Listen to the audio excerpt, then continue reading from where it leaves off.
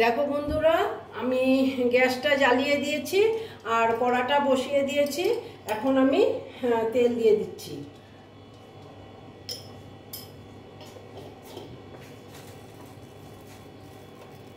দেখো তেলটা গরম হতে দিচ্ছি।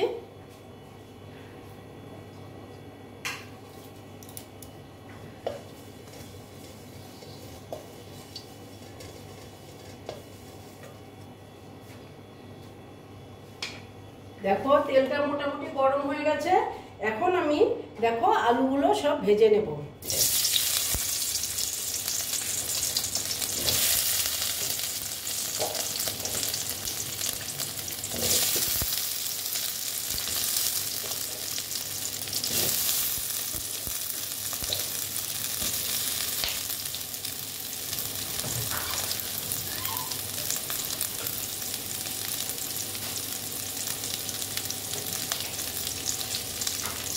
দেখো আলুগুলো আমি ভেজে নিচ্ছি। আমি যেহেতু আলুটা তোমার প্রেসারে সেদ্ধ করে নিয়েছি, নুন দিয়েছি, নুন দিয়ে প্রেসারে আমি আলুটা সেদ্ধ করে নিয়েছি। এটা আর আমি তোমাদেরকে দেখালাম না, এটা তো আর কি দেখাবো বলো, এর জন্যই আমি দেখালাম না। হ্যাঁ, আলুটা দেখো ভেজে নিচ্ছি।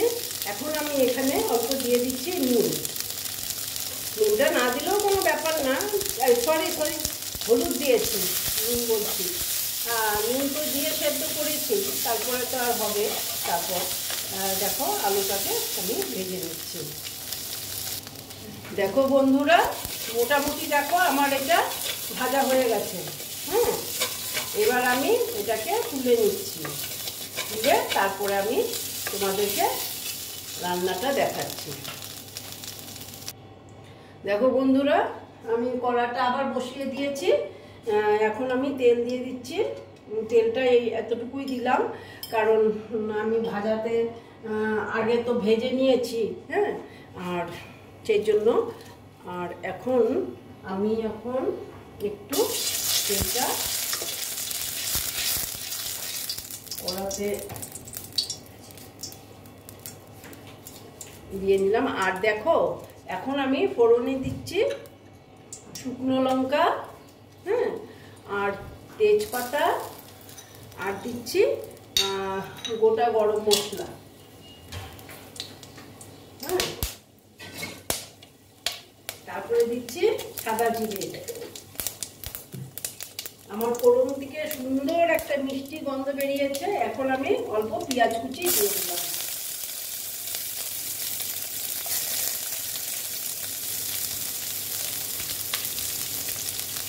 দিয়ে আমি একটু ভেজে নিচ্ছি।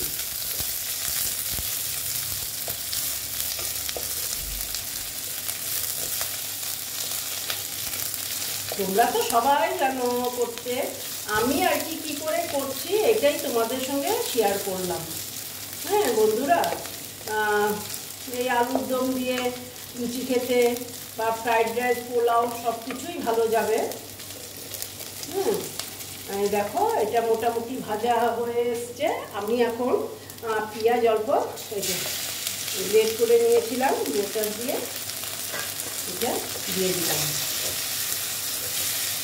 দিয়ে আমি ভালো মতন ভেজে দেব। স্টিমটা একটু বাড়িয়ে দিলাম। আর একটু আদা আর রসুনের আমি পেস্ট দেব। এটা বাটাও দিতে যাওয়া যাবে। আমি আর কি একটু পেস্ট দিয়ে দিই, আর খুব সামান্য লাগবে, বেশি লাগবে না। হ্যাঁ, সেই জন্য আমি আর বাটলাম না, পেস্টে দিয়ে দিলাম। দিয়ে একটু আবার সুন্দর করে এটা আমি ভেজে নিচ্ছি।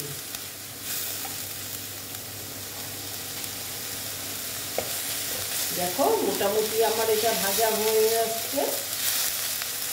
তারপরে আমি দিয়ে দিচ্ছি টমেটো। এটাও আমি গ্রেট করে রেখেছি, কুচি করে দিলেও দেওয়া যেতে পারে।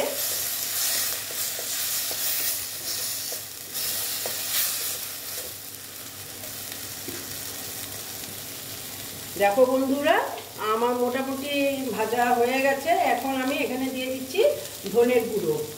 এখন আমি সব মশলার গুঁড়োগুলো দেবো। হ্যাঁ, হ্যাঁ, তারপরে দিচ্ছি জিরের গুঁড়ো,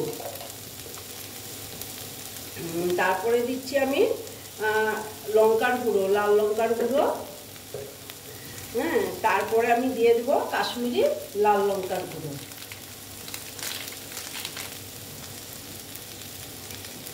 দিয়ে একটু জল অ্যাড করব, একটু সামান্য,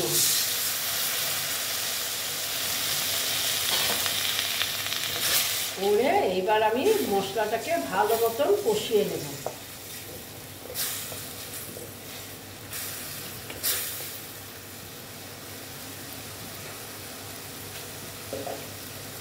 আমার এখানে হলুদ দেওয়া হয়নি, হলুদটা আমি দিয়ে দিলাম।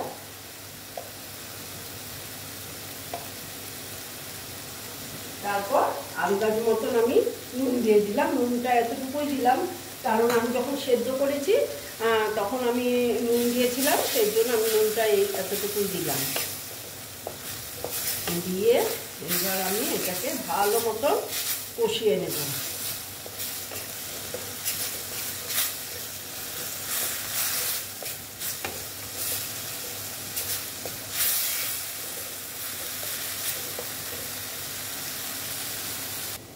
দেখো বন্ধুরা, আমার এই মশলাটা মোটামুটি কষানো হয়ে গেছে। এখন আমি আলুগুলো দিয়ে দিচ্ছি,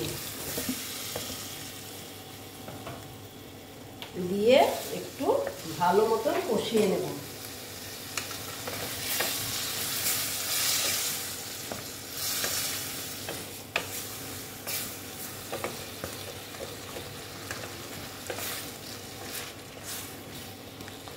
দেখো ভালো মতন এটাকে কষিয়ে নিচ্ছি। দেখো স্টিমটা আমি একটু কমিয়ে দিচ্ছি, হ্যাঁ, কমিয়ে একটু টাইম আমি ঢেকে দিচ্ছি, ঠিক আছে?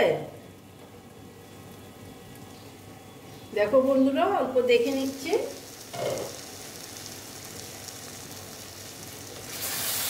দেখো মোটামুটি আমার এটা কষানো হয়ে এসছে।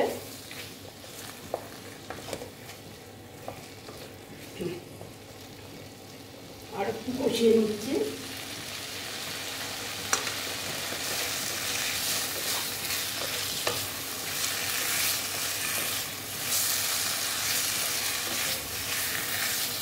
দেখো একটা বড় আলু কেটে দিয়েছি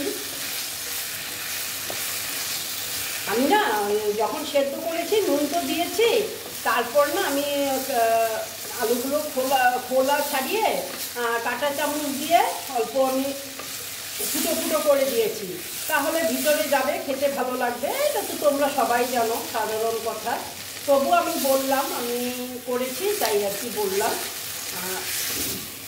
এই আর কি। দেখো মোটামুটি আমার এটা কষানো হয়েই গেছে। এখন আমি এখানে জল অ্যাড করব। দেখো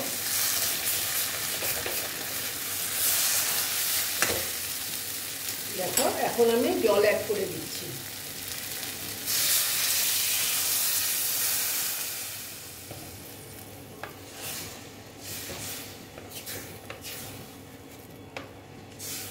দেখো জলটা অ্যাড করে তারপরে আমি এটাকে 2-3 মিনিটের জন্য আমি ঢেকে রাখলাম, আর এটাকে একটু হতে দিচ্ছি।